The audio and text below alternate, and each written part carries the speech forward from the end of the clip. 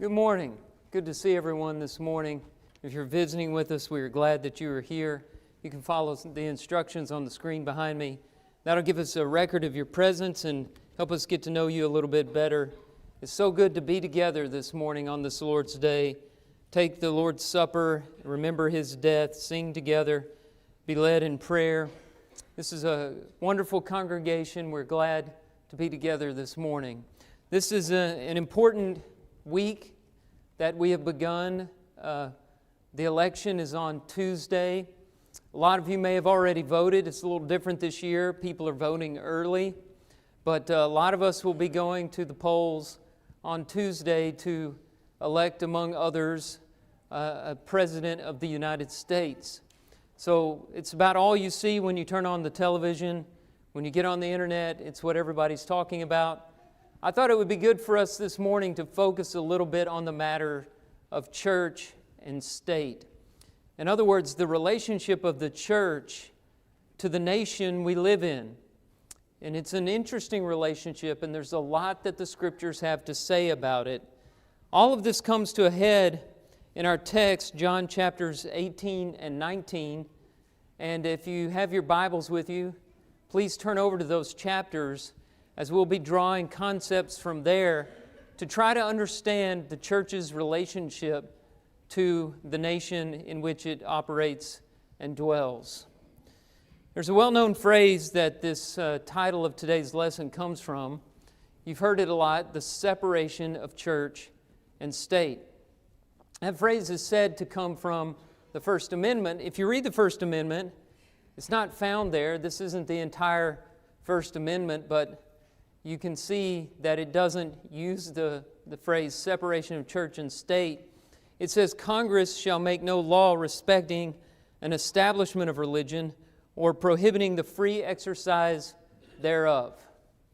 So it builds a wall of separation there, although the language is not used. And the intention here is not to keep the church out of the state, but the other way around, to keep the government from interfering in church affairs, to keep religion free, to give us a country in which we can worship the way we see fit, the way the Bible tells us to, without fear of government interference.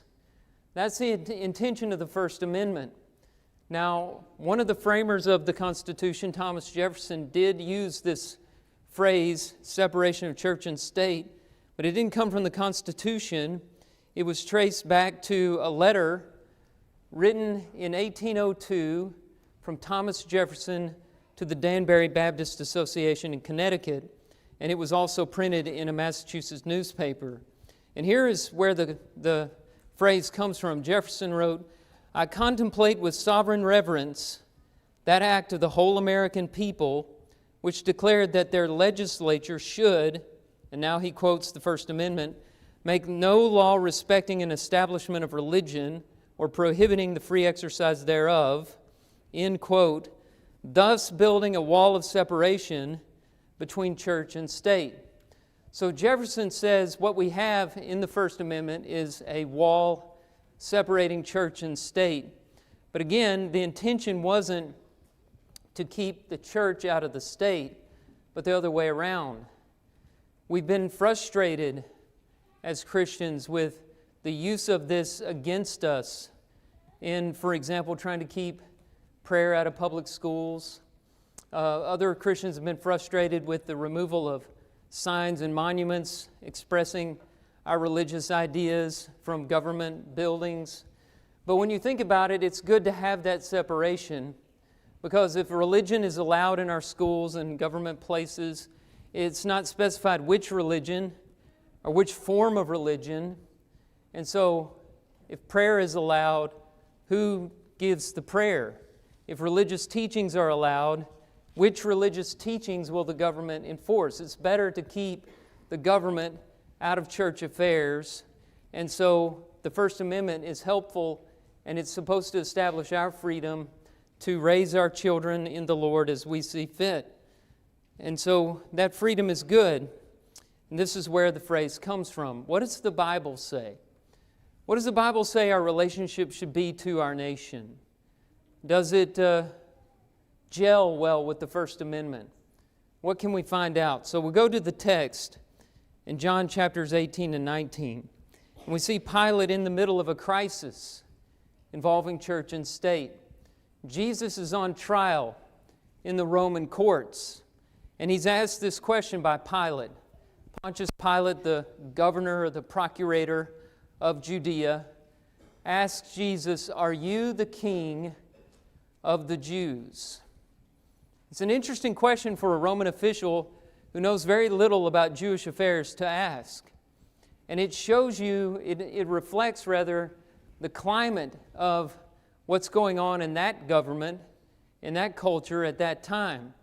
And this question really is rooted all the way back centuries before, when Babylon destroyed the city of Jerusalem and tore down the temple in 605 BC, that is 600 years before Christ. The Jews were taken out of Jerusalem and the surrounding regions and put in captivity in Babylon, where they stayed for 70 years. After that time, there was a series of empires who conquered the Jewish people in the lands of Judea. Persia followed. Persia allowed the Jews to go back and resettle Judea and Jerusalem. Then came Greece, and a branch of the Greek government called the Seleucids attacked Jerusalem. An awful tyrant named Antiochus Epiphanes brought a pig into the holy place and offered it on the altar of burnt offerings, something that was vile and detestable to Jewish people. And the result of that was a revolt led by a family called the Maccabees. And in 164 BC, the Maccabees were able to overthrow the Seleucids, the Greek government. And for the first time in many centuries, Jerusalem and Judea had independence. The Jews had a king. They ruled themselves. But it was short-lived. 100 years later, in 63 BC, Rome came in, attacked, conquered, and established their dominion over Judea and the surrounding areas. The men and women who were 40 years or older during the time of Jesus could remember freedom. They remembered what it was like to have their independence, to not be ruled by a foreign government, and they were itching for it to return. Their prophecies told them that a great king was coming. There was somebody who would be able to overpower governments, somebody who would be able to overpower somebody even like Rome. And some of the prophecies that they love to look at are in Daniel. For example, Daniel chapter 7, verses 13 and 14. Daniel said, "I saw in the night visions, and behold, with the clouds of heaven, there came one like a son of man. And he came to the Ancient of Days, and was presented before him, and to him was given dominion and glory and a kingdom, that all peoples, nations, and languages should serve him. His dominion is an everlasting dominion, which shall not pass away, and his kingdom one that shall not be destroyed." Jewish children were taught this prophecy, and they were told, our ancestors have been oppressed. They were told about the Maccabean revolt and that 100 years of independence. They were told it can come again, and this time the king who comes, the one like a son of man, he's going to establish our kingdom, and it will never be destroyed again. It will last forever. He will come and he will overthrow Rome. There will never be another Babylon. There will never be another Antioch Epiphanes. There will never be another tyrant to come in and destroy our temple. The Messiah is coming. Another prophecy, Jeremiah 23, 5 and 6. "Behold, the days are coming, declares the Lord, when I will raise up for David a righteous branch, and he shall reign as a king and deal wisely, and shall execute justice and righteousness in the land. In his days Judah will be saved, and Israel will dwell securely. And this is the name by which he will be called. The Lord is our righteousness. They talked about these prophecies. A king is coming. And what better time for him to come than when Rome has oppressed us in such a way, sent foreigners in to rule over us and to shame us and to keep us from worshiping the way that we should. They were looking for this Messiah with great anticipation. But what they were looking for was a ruler who would be political, who would be a nationalist, an earthly king. This led to Pilate asking this question: are you the king of the Jews? Are you the one that they've been looking for? Are you claiming to be a rival to Caesar? Are you thinking that you're going to lead a revolt, as we saw 100 years ago, to overthrow an oppressor? Even the disciples were confused by this. Even after the resurrection, they asked Jesus, is this the time when you're going to restore the kingdom to Israel? Even they had trouble understanding the relationship of the church and state. And we have trouble understanding that too. As the election approaches, we are asking, should I be looking for a candidate who will enforce Christian values? Then you look at your choices and you think, well, which one is that? I'm not sure either one comes anywhere close to being somebody who will enforce Christian values. And we get frustrated. We hear people talking about America as a Christian nation. We look at our leadership and we really don't see that reflected. And we get frustrated because in our schools, we hear that, teachers aren't allowed to lead prayer. We're not allowed to post our beliefs on the school walls and that we should keep God out of the schools. And we hear things like that. It's very frustrating. And so we struggle as the Jews struggled in Jesus' day. What should be the relationship between church and state? How does God feel about these things? How should I feel about it?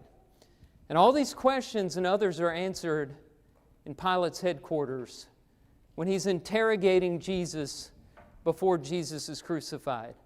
And three things are going to be represented in the text.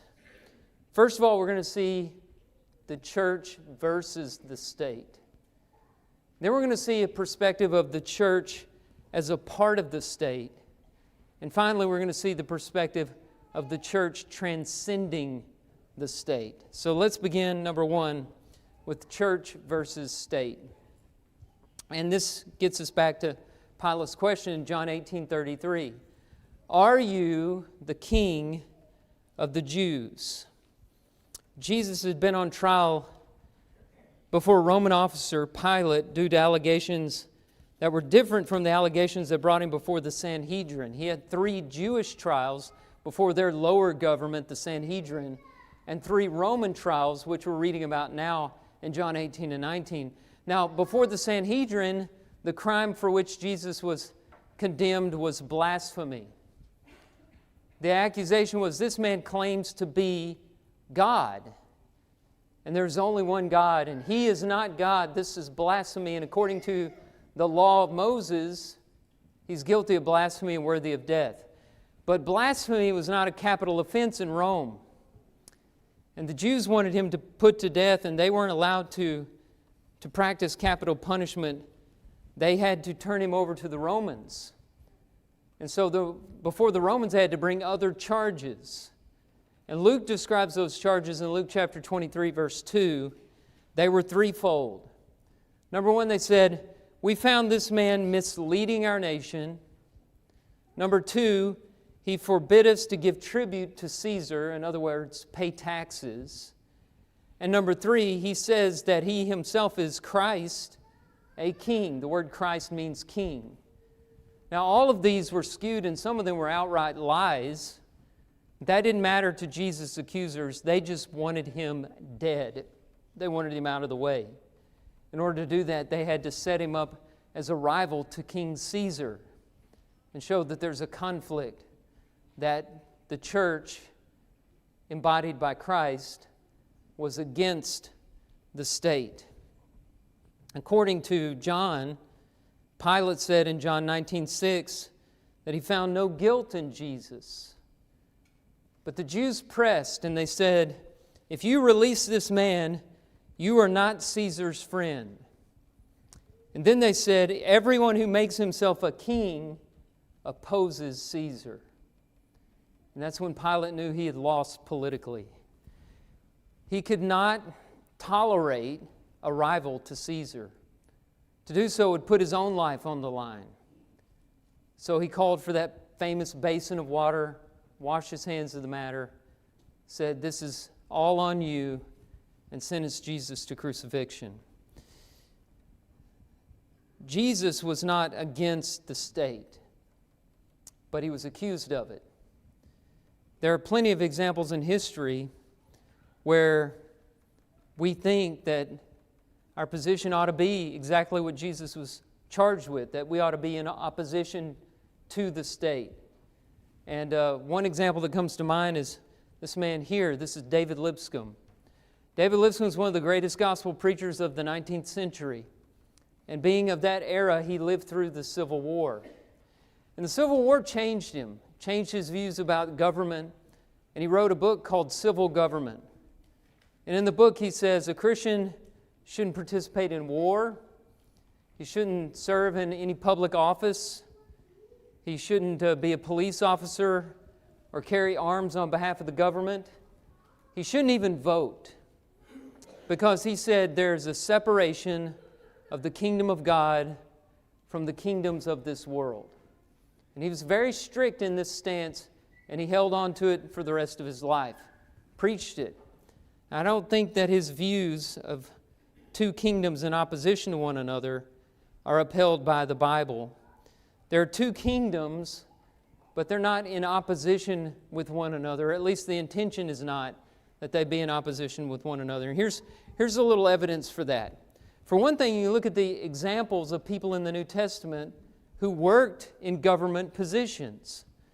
Now, the first one that comes to all our minds is Matthew the tax collector. I don't know if that's a great example because there's no evidence that after he started following Jesus that Matthew continued collecting taxes for the Roman government. There's no evidence that he stopped, but it seems that he left that behind when he left the tax booth to follow Jesus, and that was his full-time job, if you want to put it that way.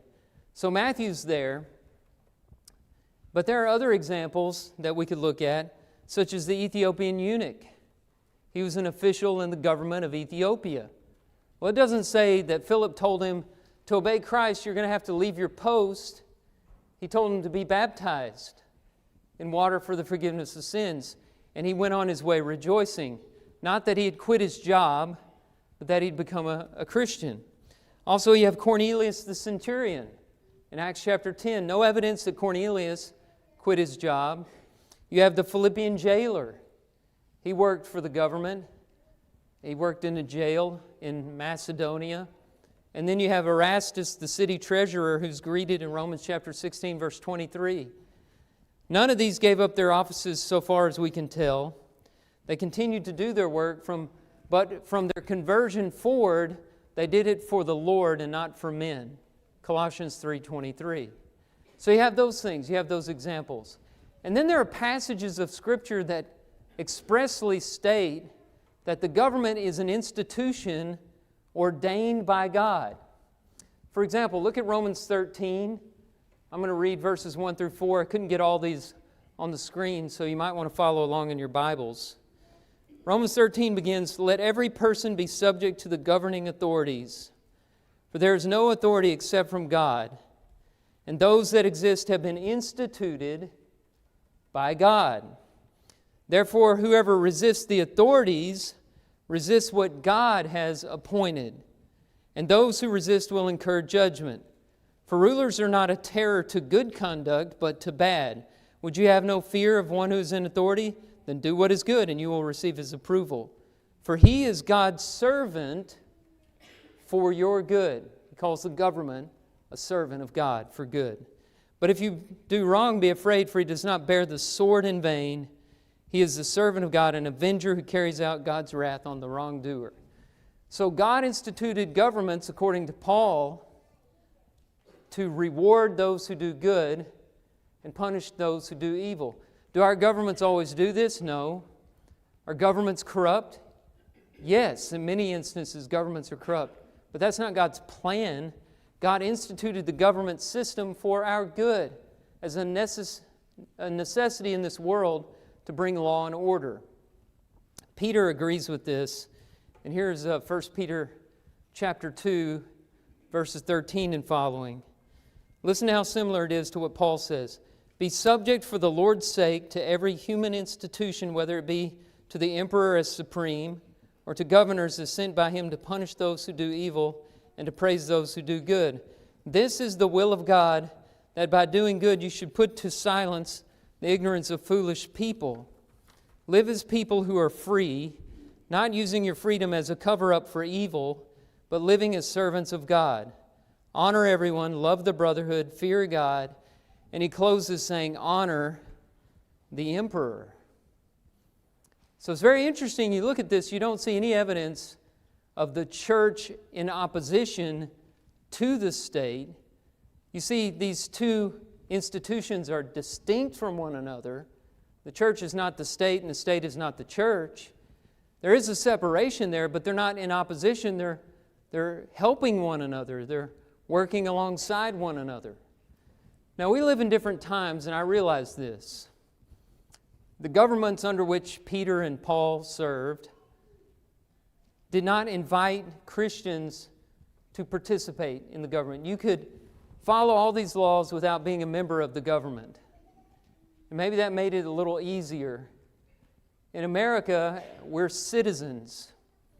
And as a citizen, you hold an office, so to speak, in this constitutional republic in which we serve, the United States of America. And your primary responsibility as a citizen is to vote. And you have that privilege. It's part of our freedom. We get to elect our leaders. And we get the leaders we deserve because we have these elections. And it's a wonderful thing, and it's something that the world has looked on. And this American experiment of ours has changed the world in a lot of ways. Now, I know that we often look at the ballot and we say, I don't see anybody on here that I really feel like I could conscientiously support. That doesn't mean you don't have to vote or you shouldn't vote. You can vote for a third-party candidate. You can write a name in. And yeah, if you wrote Mickey Mouse in there, he may not become president. But you've participated as a citizen of the government. I think Christians should do that. I think their voice should be heard just as much as anyone else's. We're not in opposition to our government. Our governments have been instituted by God. The church is not in opposition to the state. Well, let's look at a second relationship, and that is the church as a part of state. This position is demonstrated by the Jews. Go back to John 19. Look at verse 7. Pilate says, Jesus is innocent. I have no reason to condemn him to death. And they respond, we have a law, and according to that law he ought to die because he's made himself the Son of God. These evildoers would have agreed with William Blake, who asked in his poem, Jerusalem, are not religion and politics the same thing? They equated their religion with politics or with the state. They were combining church and state. The law they spoke of was the law of Moses. But the death they thought Jesus needed to die would come at the hands of the Roman government. There's an endless supply of historical examples that show that terrible things happen when we merge church and state. Blaise Pascal said, men never do evil so completely and cheerfully as when they do it from religious conviction. Before the Roman Empire adopted Christianity as the official religion of the state and merged church and state, the church was growing exponentially. It was exploding in growth. You read about it in the book of Acts. When Constantine became emperor of Rome and made Christianity, the official religion of the Roman Empire, in 313, we started to see corruption in the church. The Council of Nicaea occurred in 325, and the Council of Nicaea was an example of the church inviting the government in to try to silence heretics, to punish people who had religious differences. And from that day forward, the government got more and more involved in church business. In 1415, for example, Pope John the 23rd had John Huss burned at the stake, one of the Christians that was martyred by a corrupt Catholic church. Then you have the Spanish Inquisition. And during the Spanish Inquisition, 400,000 Jewish people were forcibly converted to Christianity, which wasn't a conversion at all, because if you have to be forced into a conversion, your heart has not changed. It's probably hardened even more so toward Christ and His people. You've heard about the Crusades. In 1095, the First Crusade was set up to roll back Islamic influence in the Middle East. And for the next 200 years, 8 crusades were commissioned by governments to fight Muslims in the name of Christ. And by the end of it, in 1217, the 8th crusade had failed and the Middle East remained under Muslim control. Later in Europe, Catholics, Lutherans, and Calvinists used state power against each other as well as against other sects such as the Anabaptists. More recently, religion played a role in conflicts in Northern Ireland, and some of us can remember that in the newspapers. It's never been good when the church and state merge together, because when that happens, the church becomes coercive. It starts trying to get conversions by force. It weaponizes religion, and that's never good. God ordained 2, not 1 institution, in the subject matter covered by this lesson. And they're to work and do their own roles separate from one another. As we've already seen from Romans 13, the state has been established to punish the evildoers and reward those who do good. The church is ordained to seek and save the lost. Whenever Jesus encountered a government official named Zacchaeus, a tax collector, whenever Jesus saw him, He didn't say, "Zacchaeus, come down from that tree. I want to institute a political reform against the corruption in your government." He said, "Salvation has come to your house." That was His mission. And Luke finishes that up in verse 10 saying, "The Son of Man came to seek and to save the lost." It wasn't political reform that Jesus was concerned about, it was salvation. And coercion may be a tool governments have used effectively in the past, but it doesn't work when it comes to the gospel. Because politics doesn't change hearts. The gospel can. Jeremiah said in Jeremiah 29:13, "You will seek me and find me when you seek me with all your heart." A government can't change somebody's heart. Only the gospel can change hearts. Jesus said in Revelation 3, verse 20, "Behold, I stand at the door and knock. If anyone hears my voice and opens the door, I will come into him and eat with him, and he with me."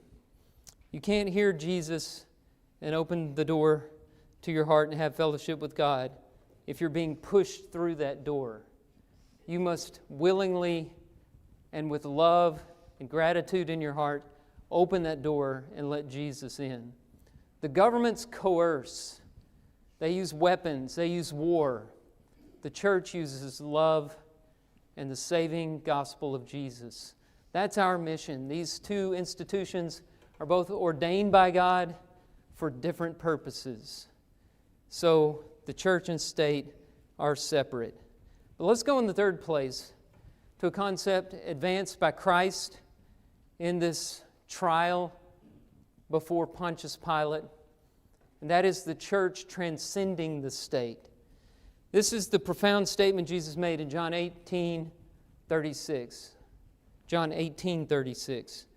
"My kingdom is not of this world. If my kingdom were of this world, my servants would have been fighting, that I might not be delivered over to the Jews. But my kingdom is not of this world. Pilate followed that, saying, do you not know that I have authority to release you and authority to crucify you? And Jesus said, you would have no authority over me at all, unless it had been given to you from above. Therefore, he who delivered me over to you has the greater sin. Jesus' position was not that he was against the state or that he was working alongside the state. His position, if you look at it very carefully, when he said, my kingdom is not of this world, is that the church transcends the state, that it is above the state and not controlled by it. That means to respond to the gospel, it takes more than simply being a good citizen. The gospel transcends our nation and every other nation. People ask, what about Christian nationalism? Is the United States a Christian nation? I believe that's the wrong question to ask. Richard Newhouse said, whatever the virtues of the American experiment, it is a society among other societies. It is part of the temporal order. It is in time as far short of the kingdom as is any other earthly kingdom. Its life is ordered primarily by power rather by grace and love. In other words, there are a lot of nations in this world, and no nation is the church. The church is over the nations. It transcends the nations. So what does this teach us? What do we make of it all? I have 4 points here. First of all, we're on a mission to change the hearts of men. Policy can't change hearts. The good news that Jesus rose from the dead, that can change hearts. And that's our mission, to change the hearts of men. I don't know if you've noticed, but most of the government officials, they're not listening to you. I don't know if you noticed, we keep voting people in hoping for some change that will bring righteousness to this nation, and one election after another, things don't change. And even when they do change, it doesn't affect human behavior as much as we would like to. We have a great example of this in the Dobbs decision that overturned Roe versus Wade. The Bible teaches that the unborn are human lives, that abortion is murder, that you're killing a child whenever you have an abortion. And so Christians ought to be against abortion. Roe v. Wade made that legal in every state in this country for a long time. It was overturned, and we thought, now the abortions will stop or they'll decrease. If we live in a state where it's banned, it'll go down. But since the Dobbs decision, abortions have increased in this country by 11%. That's a surprising statistic, right? What does it tell you? The government can't change hearts. It's just made people more vehemently opposed to pro-life positions and more aggressive in defending abortion. The only way you're going to defeat abortion is using the gospel's respect for the sanctity of life, convincing people that Jesus died for us, teaching them how important each human being is, that everyone's made in the image of God, that God knits life together in a mother's womb. That's the only way you're going to change people's hearts on an important issue like abortion. That doesn't mean that we shouldn't care about government policy on the issue, but if we think the government is going to solve this problem, we don't understand the human heart. We're here to change hearts. Number 2, the gospel is just as true on the other side of the world as it is here. This is the problem with saying America is a Christian nation. What about all the other nations? They need the Lord as well. Jesus is the only way for mankind. We're to preach the gospel to the whole creation. Number 3, don't get depressed over politics. You know, after Tuesday or whenever we find out who the president is, I don't doubt it's going to be Tuesday night. I wish it would be, but it may be Wednesday, it may be January 2025, who knows? But whenever the dust settles, half the country is going to be depressed. Half the country is going to be angry.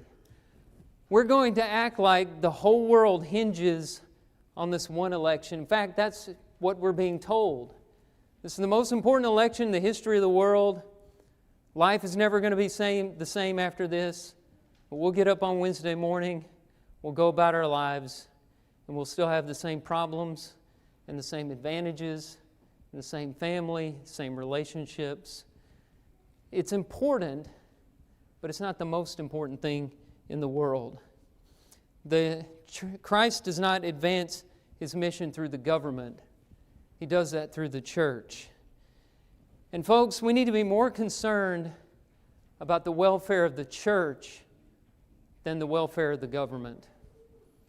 Yes, we should be concerned about the United States of America, but are we more concerned about the church? You know, we need to be saying young men need to become preachers. We need to be raising up elders, raising up teachers and deacons in the church, godly men and women for Christ. How many of you are doing that? How many of us are doing that? I talked to an elder last week from another congregation who said there's a bad shortage of preachers. He said, we've been looking for a preacher for a year. It took us over a year to hire a preacher. Why is that? Is it not because we have become so focused on governments and schools and businesses and corporations and worldly institutions that we have forgotten the church? The church is not going to just stay in existence on its own. Its people have to pray for its survival, pray for its welfare, raise up the next generation. We need to care more about the welfare of the church than the welfare of the government. Finally, we need a message of hope. There is hope beyond this world. Under the sun, all is vanity, but there's more to life than this world. There's more to life than an election, more to life than even the United States of America. And that hope is Jesus Christ. Paul said, "For me to live is Christ, and to die is gain." Our lives on this earth are short. They'll soon be over. But beyond this world, there is eternal life. And that's what we ought to be living for. So take heart, no matter who wins the election this week, there is life beyond, and it's far more important than anything we see in this world. We need to order our lives accordingly. Keep our priorities straight. Have you become so obsessed over government policies and politics that you've forgotten your devotion to the Lord? Do you watch the news more than you pray? Do you care more about government than God? Let's get our priorities straight, and you'll find a lot more peace in your heart through Christ than the state. Yes, God ordained the government. We should care about these matters, but the state transcends, the church transcends the state. Are you a part of the church? Have you been baptized into Christ? Are you walking with Him today? Are you faithful to His cause? If not, let us help you. Let us help you right now as we stand together and as we sing.